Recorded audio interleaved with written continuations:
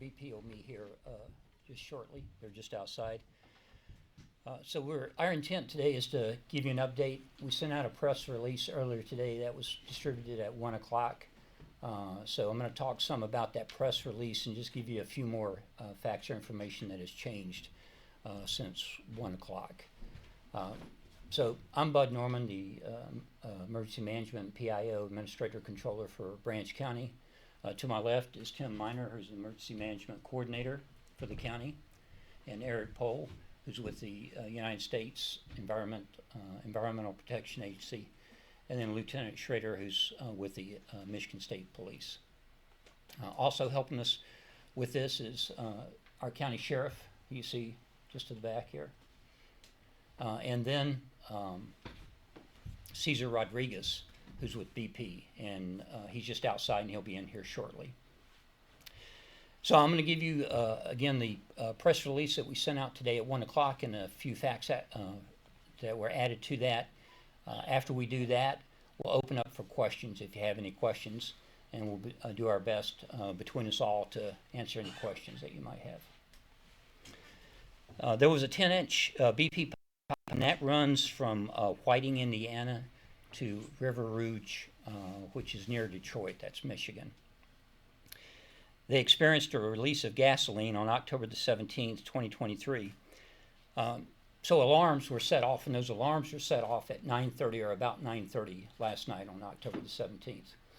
3 minutes later at 9:33, they had the line shut down, and that's what they could shut down remotely. What they couldn't shut down, they deployed, and they deployed to the area to shut down a couple more manual valves. After those valves were shut down, then they subsequently moved to the site location, which is located just across from 1117 Union City Road, Bell Road in Union City. The BP crews were deployed, as I stated. Who also deployed was the United States Environmental Protection Agency with Eric to my left. The Michigan Department of Environmental, Great Lakes, and Energy, who are they're currently out on the site with several personnel. The Michigan State Police, which I introduced Lieutenant Schrader earlier, and we have Lieutenant Collins is in the room also with the Michigan State Police. The County Sheriff's Department, and Emergency Management. And so all of those that I've mentioned, they're all in the room right now with the exception of Eagle. And then BP will be in shortly. And then we have fire response assets that were there this morning for our morning meeting, and they are on call. So as I stated before, BP, this is Cesar Rodriguez, and so he's the BP Public Information Officer. Joined us from Chicago, correct? Pleasure to be here, bud. Pleasure to be here. Sorry for the delay. Yeah. Well, the delay was because he obeyed the rules coming up. He's very strict in following the, Respecting the speed limit, as always. Right, but if you would have warned me, I could have notified the state police and county sheriff's department, and we could give you a break. So, approximately 8,400 gallons are estimated to have been discharged. Operations include the recovery of spilled gasoline and removal of contaminated soil. And parties are on the site, and they're on the site doing air and water monitoring, air and water quality. There's no additional product that was that is discharged or flowing from the pipeline and causes any environmental damage or threats. Now we have received a lot of calls from the media, and we also received a lot of calls from interested parties, and those include U.S. Congressman Walberg's office. It includes our state senator Jonathan Lindsay, our state representative Andrew Fink. We've kept the Board of Commissioners Chair Tim Stoll updated. We've also had several inquiries and kept John Houts, who's the commissioner to Girard Township, and kept him updated. And Candy Cox. Candy Cox was she's the township supervisor. She was at our meeting this morning with us for part of the day at the site location. So we've done our best to respond as quickly as possible and to control and mitigate the damage on site. So now I'll take any questions you have, or we will take questions that you may have. Can you talk about how many homes were evacuated and the importance of getting those homes evacuated in an instance like this? So they were, the answer is six, but the number of homes. Oh, number of first homes. Is, yeah. Well, depending on the timing, because there were some areas that shifted and changed, so it was a very, excuse me, small evacuation that didn't. They've all been released back. So, there's not people staying in hotels or things like that. So it was very small, but it was kind of targeted towards where the need was based on where we potentially could have issues based on some plume modeling. So we kind of just overshot it and said, hey, this could be it because we don't know yet, and we were able to retract it and say, hey, okay, this is a better scenario. So, any idea as to what caused the leak in the first place? No, we're still working on. That's under investigation as of now. No details to share, but we'll definitely get that to you as soon as we get them. Is there a reason to suspect foul play as to how this leak happened in the first place as well? As of now, again, this incident's still under investigation, and I'll follow up with you with any type of answer to that question. How much longer will it take to clean it up? As of now, it's still undetermined. Our crews have been there since late last night. They've been working hard, working with our state and local officials just to make sure. Do you want me to get closer? Just to make sure that we are collaborating with our state and local officials, individuals like Bud, to make sure that this incident is mediated and make sure that it doesn't occur again. You said there were crews out there testing the water and the air levels. Have those results come through yet or no? Can you repeat your question? I'm sorry. I'm sorry. You guys said there were crews out there testing air levels and water levels. Have there been any results that have come up? As of now, no odor and no sheen, and we've had aerial drones in the area just to make sure that there are no other impacted areas. How deep was this pipeline and how old is it? Good question. I'll have to follow up on the depth of that pipeline. But it was underground. Yes, it was subterranean. Yes. How about age? We had a local telling us that they saw it put in when they were younger and they had to have been in their 60s, 70s. Yeah, I wouldn't be able to follow up with that. Sorry. Can you talk about the alarm signal? So how does that work? How are you alerted when something like this bursts? I guess walk us through that system and how you were able to get it shut off within 3 minutes. So fortunately, we got the alarm at 9:30. Our crews mobilized immediately. I was just informed that they worked immediately to make sure that type of signal situation was controlled, and by 9:33, it was contained. Tim, you mentioned that the people who were evacuated are back home. When were they given the all clear?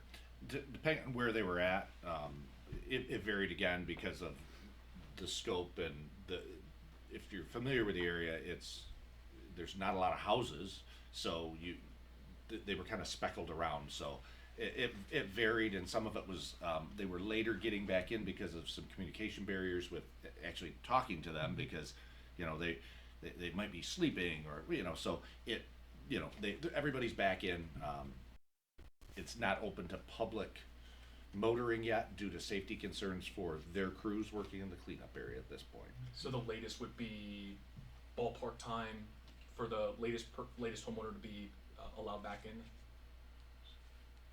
I'm gonna say it was like 1 o'clock, 2 o'clock. It was lunchtime. I lost time sometime last night. I'm not sure what. Was there anybody in the campgrounds? There was, but no one camping. Okay. Campground is closed.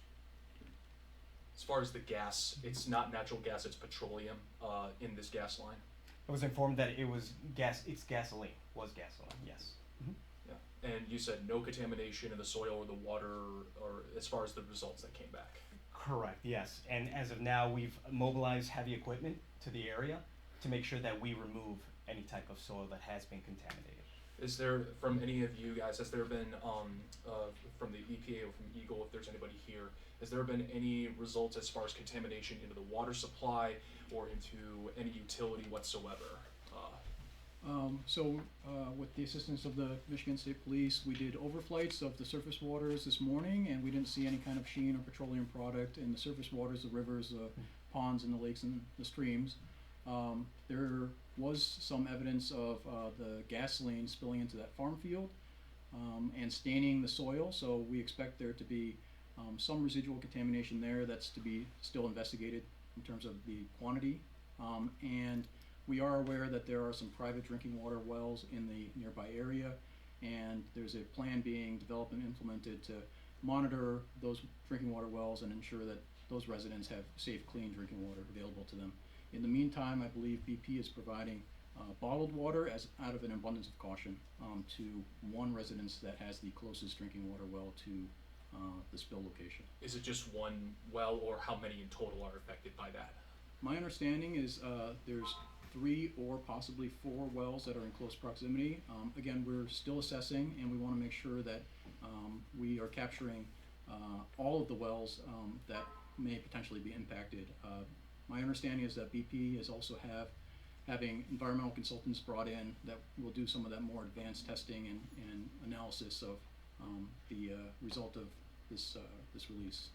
Was this on the west side of the road, and how far off Bell Road?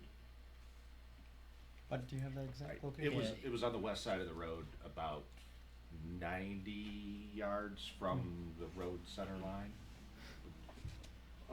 Was it visible when the BP crews got there? Were they able to see it in the soil? Yes. Well, yes, it was visible. Yes. Liquid visible or just dark? Well, when it was flowing, it was visible, is how I could best put it. Beyond that, everyone was at safe standoff distances because of the flammability of it, and we have to, be cautious about vehicles and spark. So How far was it from the wetlands in an area along Hog Creek? Wetlands, it's a swampy area to begin with, so I'm not sure exactly of the delineation. Hundreds of feet, I think, is a fair estimate, and BP, along with oversight from Eagle and US EPA, will be, ensuring that the wetlands are protected. Had the field been harvested? I'm not aware of what was on the field prior, so I don't know if it was harvested or not. Okay. So Just an open field, or was it corn beans? there was nothing growing. No soybeans, Nothing. Wouldn't be able to tell.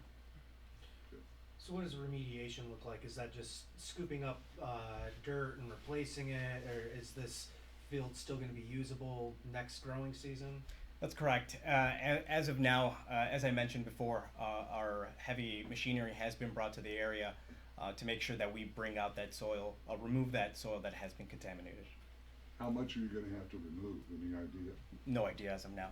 I'm sorry, And then and going are you back- expecting the field to still be farmable next year? I would have to follow up with you on that. And then going back to the pipelines, how often do you guys check those to make sure they're running safely? You know what? That is a great question. This specifics. Fortunately, we were aware that this incident occurred thanks to the sensors in place. Unfortunately, that gives our teams the ability to react immediately. As I mentioned, at 9:30 we received the alert, and by 9:33 our crews were in the area making sure that this was not spreading. How long before you're able to replace the broken part and have the line operational again? No time frame as of yet. How will this impact the gas supply in Detroit area? As of now, no immediate impacts, but our crews are working around the clock to make sure that there is no abrupt change to that type of supply. On any given week, month, year, how many gallons does this particular gas line supply to the Detroit plant? I'll give you the specifics on the side. Yeah, connect with the technician. Are you aware of the last time that this pipeline was inspected, either internally or externally? As of now, no. For the county and state officials, have there been any homeowners, residents, people who frequent in that particular area? Even though the timeline has been short, the window's been short, have there been any, like any health conditions that they had, even though they were evacuated and they could have come into contact, any possibility? I don't No think we have reports. any health reported. And I think the misnomer, and it really does, understanding what this is it vaporizes, so it's, once it dissipates, it's not strong, so in the beginning, yes, when it was coming out of the ground, it's like if you spilled gas in your garage and close the door, you're going to really smell it, but when you open the door, it dissipates. So putting it that way, we have a very big garage door open right now, so that's helping our situation immensely. Obviously, since you're pumping out of the line, could you tell what kind of break it was? Was it a crack in the line, severing the line, hole in the line? As of now, I mentioned, it's still under investigation. What steps are you guys taking to make sure that nothing like this happens again? Well, again, we continue to work closely with our state and local officials, our environment partners, just to make sure that this is avoided in the future. And for BP, safety is our priority, and that is something that we do on a daily basis. If the cause is under any category of foul play, how would those responsible be subjected to criminal charges, either by the county or by the state, in terms of law enforcement agencies? Yeah, so if it's determined there was some type of foul play or, some type of event to sabotage the line, obviously we work with our local county prosecutor, and there could be a number of different charges that would be appropriate, right? Some of it going up to domestic terrorism, some of it could be as simple as malicious destruction of private property, right? Because it's a private property line. A lot of that would be determined once the investigation is completed, an inspection by BP, and they're relaying the information back to us, and then we determine from there if there's a criminal investigation that needs to take place.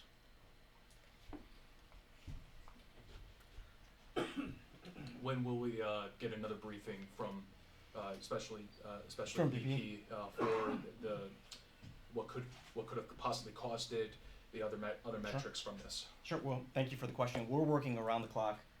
We're on site making sure that we can provide the details and the information to keep our community informed, our journalists informed, just to make sure that everyone understands what exactly happened. So appreciate that. Is there any public safety threat right now, and is there any cause for concern down the road, even though the efforts are with best intentions trying to clean this up and prevent any further damage from going on? Any possible threat?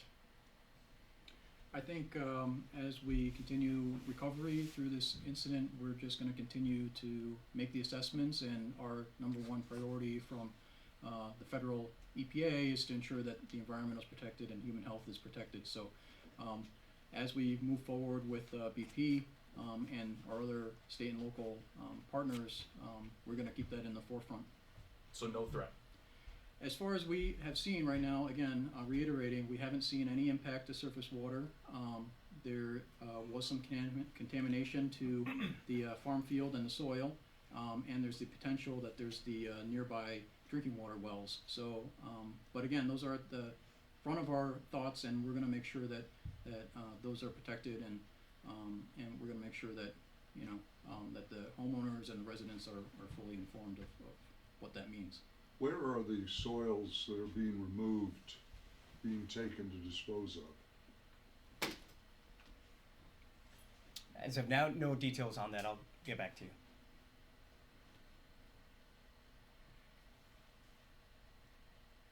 Thank you. Thank you, everyone. Appreciate Thank it. you. Thank you. Thank you. All right, thank you again. Thanks so much. Mhm.